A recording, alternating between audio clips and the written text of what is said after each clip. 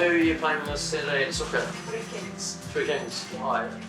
Over the teenage years, maybe very early 20s, probably a little bit loose, but I imagine it's quite consistent with others going through those sort of years. I got offered an apprenticeship in the construction industry, so went straight into that. Around about the time the recession hit, they were recruiting for extra police staff, and so I went along to a seminar and thought this is definitely going to be where I want to head to next. I've been a police officer now for 12 years, and I've been a dog handler for 4 years. This is Haven. She's my operational police dog. She's also dually trained in search and rescue, so she's quite an asset to the community. Work doesn't really seem like work. I look forward to every shift. It's great working with animals and working with such a great team. In 2006, I decided to get baptised, and from that date, as best I could, I just tried from then to put God centre front in my life. And of course, no one's perfect, and you have plenty of setbacks and fall down and stuff, but it seemed to me the more I leant into God and His Word, and the more that was reciprocated in my life, and things that potentially could have been really bad or catastrophic in my life weren't happening. 2 weeks after I was baptised, I was hit off my bike and I was smashed into the middle of a main road. And I got up and I didn't even have the smallest scoria indentation in the palms of my hand. And straight away I kind of thought this could have been a lot worse, and it wasn't. And what's different? Then recently, a couple of seasons ago, I was surfing and got into a lot of trouble at Hotwater Beach and couldn't get out of a rip.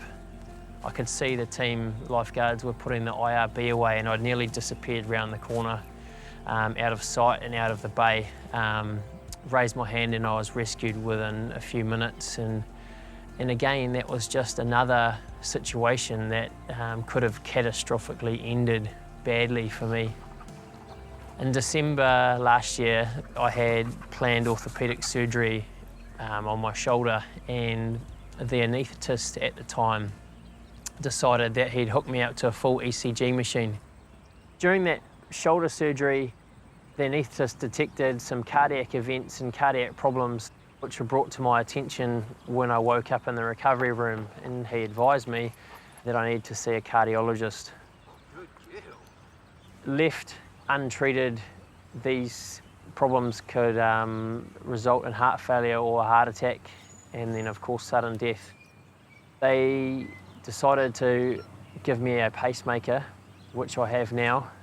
And prior to the surgery, the cardiac surgeon asked me how I managed to get referred to them.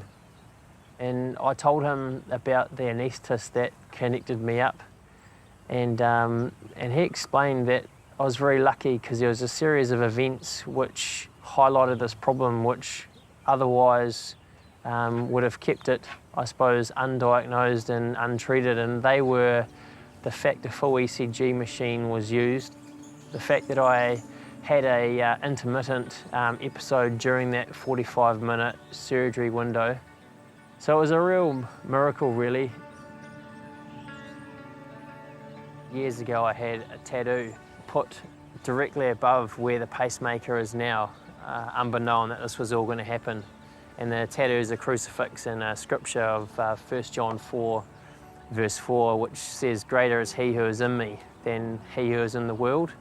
And that's crazy now, years later, because as I said, directly below that tattoo is where the pacemaker sits that's keeping me alive.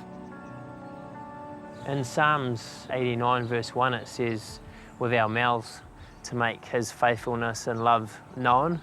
And that's just why I wanted to share my story, because without his intervention and love and faithfulness, I am confident I wouldn't be here today doing what I do with Haven and being a dad and husband to my family.